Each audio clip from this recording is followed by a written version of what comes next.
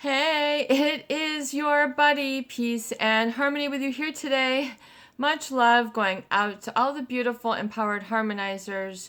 We are zooming in and focusing in a little bit more in depth on a great viewer question, and that is to understand how a narcissist will use what is known as supply or a scapegoat or an individual who is there to be there really as an ends to serve their means. Basically, it's a utilitarian relationship. It's not one that is, typified by a connection of heart, true bonding, authenticity. A narcissist will need supply in order to bolster up their ego. So, in other words, it's like they are the king or queen and everyone else is a pawn. In other words, if I can move you around so I can get where I want to go, then that is all that is required for our journey. I mean, that is ultimately, they will see others as an extension of themselves and use them in a utilitarian way. And this can be, where they, become, really using a lot of the love bombing to sort of get people engaged. So, I mean, there's so much we can talk about in this relationship and how it interconnects. The love bombing, which the narcissist does, they can't stop, oohing and eyeing over you, or they've got you, basically wrapped around their finger. They, give the little gifts. They say all the right things. They, laugh at your jokes. You might, if this is an intimacy relationship, you might have, be very intimate with this person. It feels like a fantasy.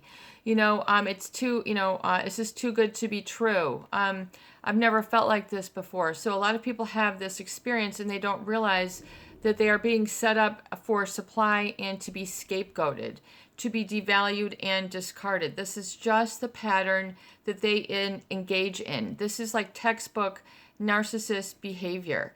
So if you want to understand how they scapegoat and why, it's getting back to the narcissist's pathological sense of self-importance, their entitlement.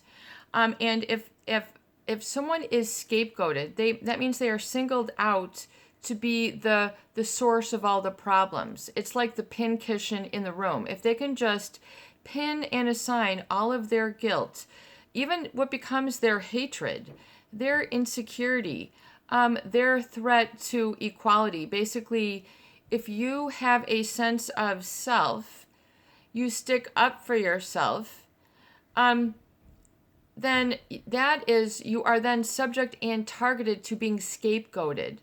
There is a dynamic where the narcissist always wants to be in control, the authority, the ringleader, the master, whatever you want to call that, patriarch, matriarch, it depends on, but they want that sort of authority position. And for them to get authority, they have to devalue your authority of anything. So if you pose a threat of some sort of awareness or truth that could expose them or challenge them or have them cause them to look at their own flaws or their own dysfunction and utilize empathy, this really will trigger them into the scapegoating behavior, or assigning or selecting what might be known as a scapegoat. A scapegoat is the fall guy, the whipping post, the whipping lash person who gets whipped the most, physically and emotionally, and verbally accosted, put down, constant and chronic criticism. It almost becomes laughable when you look at the degree and the amount of criticism that they just sort of dish up and shovel up on a very consistent basis. It's just like they're trying to bury you with insults and judgment, because it's to serve their egoic needs. Once again, a narcissist views others as an extension of themselves. And if you don't, cater to their snub attitude, their snobby attitude, their arrogance, their big hat, no cattle, their inflated ego. I mean, the ego that could fill a country. I mean, it's all hot air. Basically, you are kind of like a pin to them and you can make them pop. You can expose them and bring them down to actual size.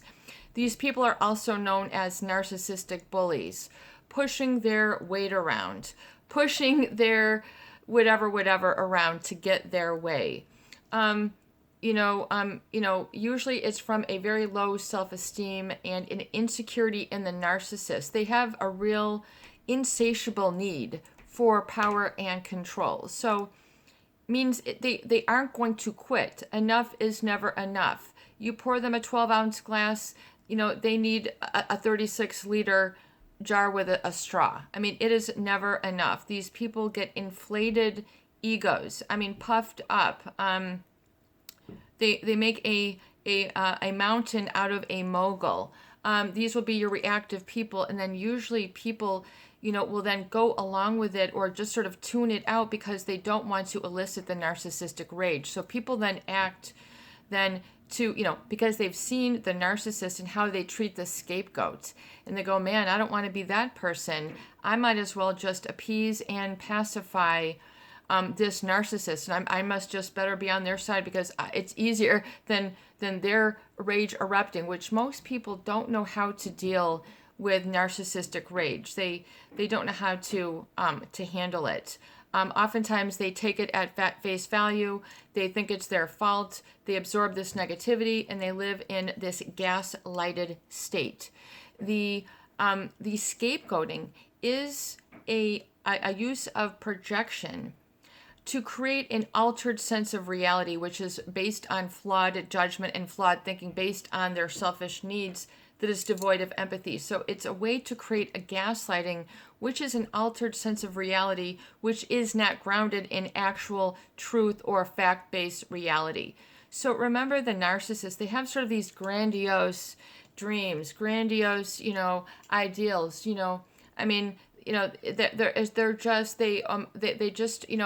they're very, very self-centered, and they won't give, attention, affection, support.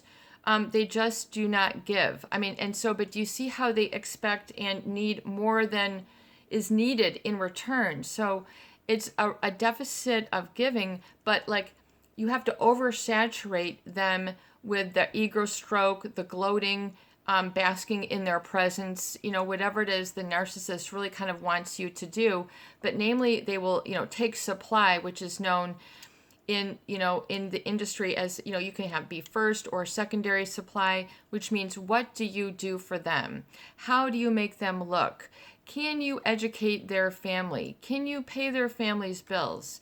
Can you take care of their dinner bill? Can you whatever, and so they're usually wanting people to appease and pacify, and they will use others sort of as stepping stones, and then devalue and discard after that love bombing, sort of the charm overload, and then, people don't understand because they're in that gaslighted reality. They're in a false dissociated state. They can't see truth because the truth is not being mirrored back to them. They are living in deception.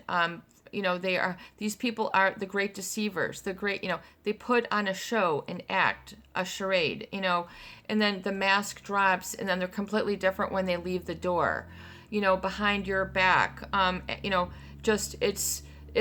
These people are, kind of unstable. There's not a real consistency of stability. There's almost a consistency of instability. And the scapegoat is really someone who is going to take all the punches, all the blame, all the cuts, all the gashes, all the hostility, all that hot aggression that they have bottled up in them. And if you're, kind of keeping it real, you're sticking up for your needs, you're communicating something, and they, if it's to kind of not call them out, but just to, checks, I thought we were going to this party, or I didn't know this or this, you're just trying to make communication, and they just will smirk it off or, project otherwise. They won't hear you out. You won't be able to follow through. You won't have a resolve. They will seem to have the upper hand and then cause this feeling that oh my God, they might go off again. There's this chronic uncertainty, and then the narcissist wants you to be loyal to them, even as a scapegoat. So the problem is that even as you are being scapegoated, they want you to sort of buy into that and then please them. In other words, change to satisfy them. So in other words, why don't you change yourself to please the narcissist over here? So can't you be more like this? Can't you be more like that? And then, so no matter what, it's always about the narcissist. There's an undergirding thread. I mean, and then they will sort of black out and sort of ruin really just about everything for families, workplaces. Nothing is sacred. These are the people who are trying to deliberately and pre-calculatedly, make their plot for devalue and discard, and they're always sort of looking out for something better. They give people this feeling that, of paranoia or anxiety, you don't know the full story, you don't get the full story, so they kind of keep you in the dark. It's a very insidious sort of manipulation for a scapegoat. So a scapegoat is someone who's basically been assigned, usually the more sensitive and vulnerable one, the one who has a sense of moral justice, morality, fairness, not being judging, of certain things, just keeping things safe or real. Usually there is this sort of person who finds themselves in this triangulation. We're using a lot of psychological concepts. But the narcissist will use the scapegoat to triangle and get what they want. So to create an imbalance where look how bad they are, and then look how good this is. So, no matter what, everything should, is on my side. I'm the right, I'm the winner. They will set people up to fail. They will mirror people's, through this negative validation.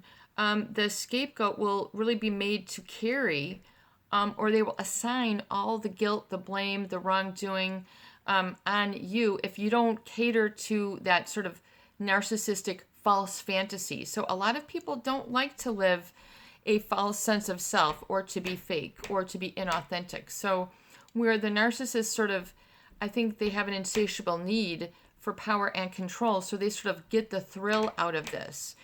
And so when anytime you'll find that anytime you have a sense of self-worth or self-possession, this is when you're going to be scapegoated, because you're not in agreement with the low mentality that the narcissist is trying to assign to you.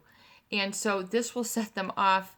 And, in other words, you're smarter than I say you are. And, they don't like that. They want docile, they just want people to just follow them and be submissive, and to just follow them along with just a docile way, just to do whatever they say. And once again, the people who fear standing up for themselves are the people who usually get used the most, because they just, they never confront it. They never call it out. They never address it. And it creates a lot of dysfunction, a lot of broken relationships, broken homes, broken families, etc., when the narcissist is setting up this triangle. And that they want the loyalty from everybody. They want the loyalty from you, even though they've kicked you. They want you to try to beg for their approval. They just love this.